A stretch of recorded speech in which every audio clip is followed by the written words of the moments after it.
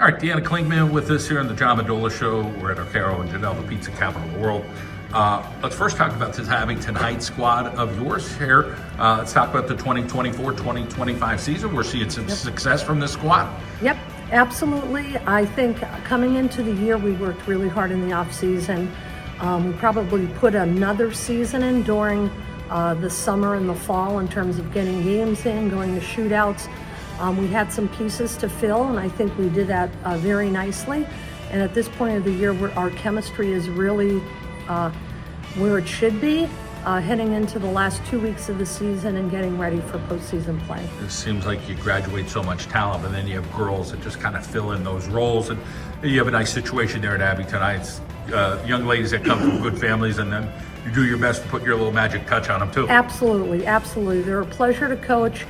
There's not a day goes by. I feel very grateful for the opportunity to be up there and to coach the girls. You think about things that made you successful. Are you seeing and the things that you're getting out of these young ladies, like the work ethic is there and there's hunger. Hey, we want to win here. Yeah, and I think that started, like for me as a player playing for Mike, it was always about preparation, hard work, putting in the extra time, after practice, before practice. And I think, we try to give that message to the girls. We have a lot of kids coming in. We call it early birds. So if you practice at 9:30, they may be there at 8:50 and get some extra work in. So we do that quite a bit, and it's been successful. We're getting towards the end of the league here. So let's talk about the competition in the league, what that's been like. To now, we'll have to, transform into, okay, the district playoffs will come and it'll be a little different. Right. Division I is exceptionally tough this year. You have, of course, Scranton Prep went to the state final. Valley View is having a terrific year as well. They went to the state playoffs last year, along with Scranton High School went to the quarterfinal last year, and us going to the quarter last year. Very, very competitive, probably most competitive Division I in the last 10 years. We're going to transition now from high school basketball to this past weekend. The team at the University of Scranton being honored. Mike Strong, yourself, your teammates. What was that like? Just a great feeling coming into the Long Center. I also coached with Mike. I was there for 11 years on the sideline. And to get back to campus and all of your teammates from 40 years showed up. Everybody got back. It was just terrific to see them share stories together and honor Mike along with that. He's been there for decades at the University of Scranton. And not only did our team come back, but also other alumni came back, and they also joined in at the reception later that night. What's your story? Let's go back. You're a kid, you're playing basketball, probably playing a bunch of sports. Take us through the backyard, the park. What was it?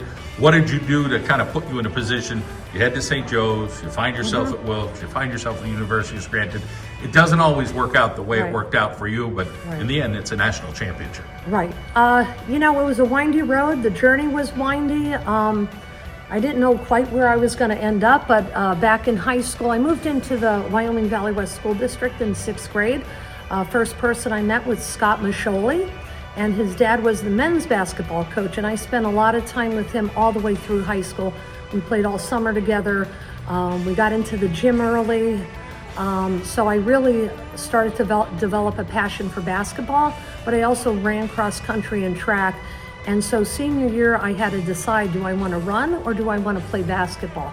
So I decided I was going to go the basketball route, and I was lucky enough to meet Jim Foster, the head coach at St. Joe's. I went down to their showcase, had a terrific day, and he offered me a full scholarship. And so I decided that's where I was going to go. I had a great time at St. Joe's. So my story is a little different than most people. So I got married after my freshman year in college. And the end of my sophomore year, I got pregnant with my daughter, Kelly, and decided, what do I do? Do I come back home? Do I stay there? They offered me an apartment, all kinds of things. But it came down that I needed some family support to raise my daughter. And I said to myself, I am going to guarantee myself that I will get my diploma. And my family graduated from Wilkes, my sister, my brother, my father, and it was a mile from the house, so I ended up going to Wilkes for a year. And that didn't really work out too well. I mean, it was a great year, like for me on the court. It was a very good year. However, I wanted more. I wanted better competition. And so I called Mike. I knew Mike from playing in the summer league. And I said, hey, I'd be interested in coming up to talk to you about transferring for my senior year. So that's how I ended up there. Was it a hit right off the bat? Like, hey, I want you here? Yeah, I knew Mike beforehand. He was recruiting me, but I decided I'm going to go down to St. Joe's. And so, yeah, great conversation. And actually, the day I told him that I was going to be transferring, Shelley Parks called on the phone. And so I got to talk to her as well about transferring in. And so we actually became roommates. We lived off campus together. So that was the start of it, but I also had to make some money because I had a daughter. And then at that point, I was going through a divorce, playing basketball at a high level, and I worked at UPS loading trucks from 3 to 9 a.m.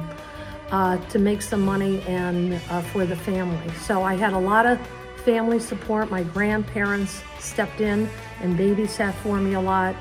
Mike was great with me. He said if I needed, to take a practice off, but that wasn't me.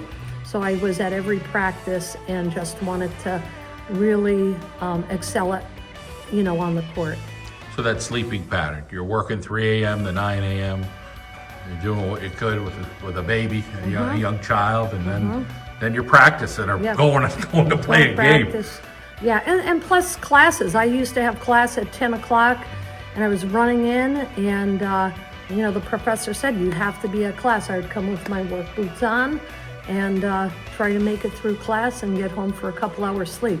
Talk about that drive to keep that whole thing going. Do you look back and kind of laugh about it a little bit, like, how did I do this? How did I do that? Somebody asked me, I was at the national championship game with Coach Strong in Austin, and ESPN was there, all these reporters. I was with Cheryl Miller, was player of the year that year for Division I.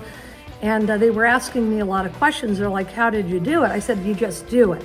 They said, would you do it again? And I said, if that's what I had to do to play basketball at the University of Scranton, I would do it. But it's not something you think about, you just do it every day. What did you take from Mike Strong? I mean, he's here now with us, and we got to hear him and his story. And what would you say some of those life lessons that you took from him, not just as a coach, but maybe as a lesson as, hey, this is what you do, this is what you need to do? Yeah, Mike has been a great mentor for me. It was a tough time in my life. And so he was really my father figure as well as my coach. And he helped me as one of the reasons why I wanted to go on and be a basketball coach and go into a helping helping career as being a guidance counselor at the high school. But I think preparation was number one. And I think the second thing Mike taught me is to be yourself and let your kids be themselves on the floor. And just have this, I think the thing that was special about that year was our chemistry. No one cared about who got the job done. It was just about working together for the good of the team. And I think they're the things I carry on and try to work with my high school kids. How do you think you were viewed by your teammates with so much going on in your life and being mature and being this transfer with a kid and all this? Were they looking at you as, wow, how is she doing it? If she's doing it, we've got to take our game up a level. Well, I think I try to just be myself. You have different responsibilities than maybe other college students. I still had fun in college. They were a main reason of that.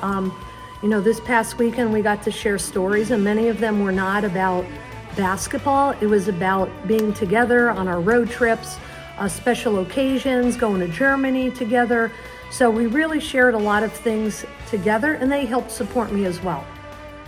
That name Coach is still running in the family for the Klingmans. Yes, it is. Talk a little bit about how proud you are of your son. Very proud. Justin, is the head men's basketball coach at Goucher College. We're thrilled to death. He loves the profession. He's working hard. He's preparing well. And then our youngest, Colin, took over he is the head men's soccer coach at Ursinus College. So he just finished his first year, and they really enjoy being college coaches, and we support them, in terms of making that decision for a career. You've got a good buddy over there that coaches with you now, that was part of that national championship team. Talk about that relationship. It is so funny how our paths, we played together in college, and then, we went our separate ways, and I started to give lessons to her goddaughter, and we reconnected. This must have been probably 13, 14 years ago. And when I got the job at Abington Heights, she was the first person I called, and I said, hey, do you want to come on board and help me out? And, it's been a great combination. I'm really thankful and grateful that our paths reconnected through the sport we love. Coach, always great to talk with you, hear this full story, and all the best going forward. Thank you so much.